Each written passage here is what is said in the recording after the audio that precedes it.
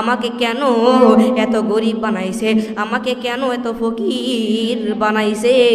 আমার আল্লাহর সঙ্গে আপনি এই ব্যাপারে কথা বলবেন। মুসা কালিমুল্লাহ আলাইহিস সালাম ডাক দিয়ে বলে, ও বুড়িমা, হ্যাঁ আমি আমার আল্লাহর সঙ্গে এই ব্যাপারে কথা বলবো। তাই কয়ে মুসা কালিমুল্লাহ আলাইহিস সালাম চলে যাচ্ছেন আল্লাহর সঙ্গে কথা বলার জন্য। আল্লাহর সঙ্গে কথা বলার জন্য তুর পাহাড়ের দিকে যাচ্ছেন। যেতে যেতে যেতে যেতে আবার একটা লোকের সঙ্গে দেখা হয়ে গেল।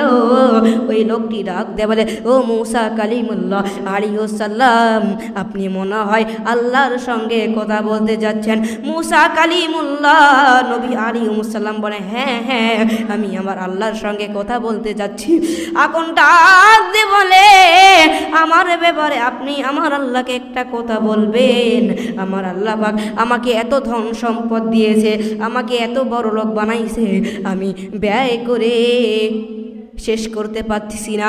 আমি আমার মালিকের নিয়ামতের ব্যয় করে শেষ পারছি না। আমি আমার আল্লাহর কাছে, আমার আল্লাহ রাস্তায় ব্যয় করার মতন জায়গা পাচ্ছি না। আমার আল্লাহ পাক আমাকে এত বড় লোক বানাইছেন, কেন আমাকে এত ধন সম্পদ দিয়েছেন, এই ব্যাপারে আপনি আল্লাহর সঙ্গে কথা বলবেন। তখন মুসা কালিমুল্লাহ আলাইহিস সালাম ডাক দিয়ে বলে, হ্যাঁ আমি এই ব্যাপারে আল্লাহর সঙ্গে কথা বলবো।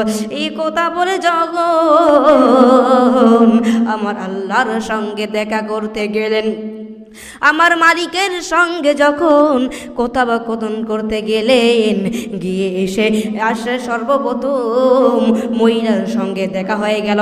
মহিলা ডাক দে বলে, ও নবী মুসা কালিমুল্লাহ আলাইহিস সালাম, আপনি কি আমার আল্লাহর সঙ্গে কথা বলেছেন? আমার আল্লাহ পাকের দরবারে আপনি কি আমার ব্যাপারে কথা বলেছেন? মুসা কালিমুল্লাহ নবী আলাইহিস সালাম ডাক দে বলে, হ্যাঁ হ্যাঁ আমি আমার মালিকের সঙ্গে কথা বলেছি। তখন বুড়িমা বলে, কি বলেছেন? আমার আল্লাহ পাক সুবহানাহু তাবারাকা তাআলা মালিক খালিক রব কি বলেছে আপনাকে?